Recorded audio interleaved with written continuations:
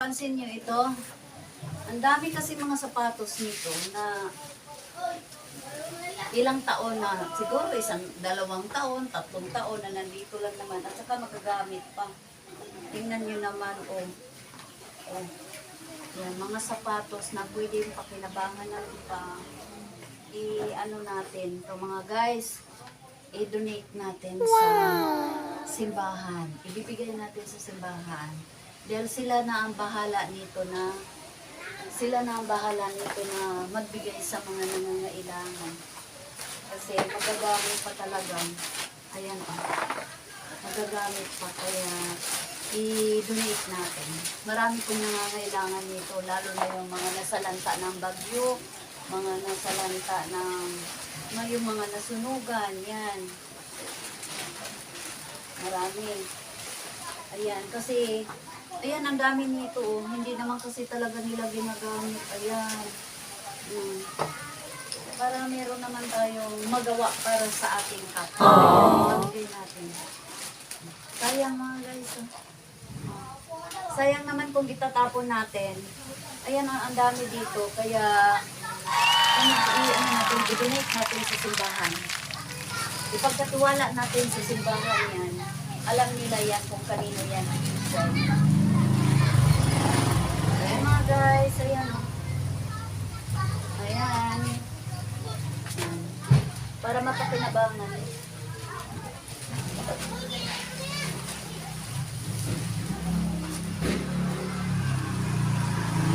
Malaking bagay na ito, kahit sabihin mo, gamit na, as in, magagamit pa talaga, magaganda pa po. Ayun o.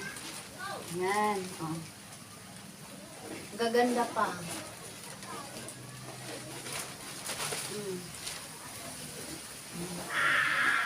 Pamigay natin para matuwa naman yung makakuha niyan. Hello mga guys, ayan. Bahala na talaga ang simbahan yan. Ito naman, at saka sa sunod na gagawin ko, ayan lang ang mga napili ko na pwedeng mga ito naman kasi talagang pa. Ito, mga ginagamit pa. Ayan o guys. Yan, magaganda pa diba? Yan, donate natin kasi hindi naman sinusuot ng aking mga anak na para mapakinabangan ng iba. Ayan. Ayan. Tapos sa sunod na gagawin natin, ang tabayanan ninyo mga guys, ang sunod ko pong gagawin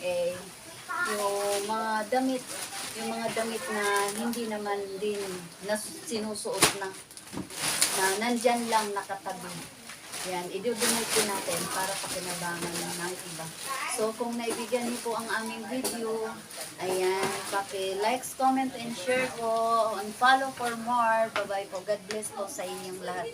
Naway nakatulong po, makatulong at mapakinabangan ng marami ang mga gamit, ang sapatos na ito. Yan, see you guys. Susunod kong gagawin ay mga damit pa po ang ating ipapamigay. So, God bless po. Bye-bye.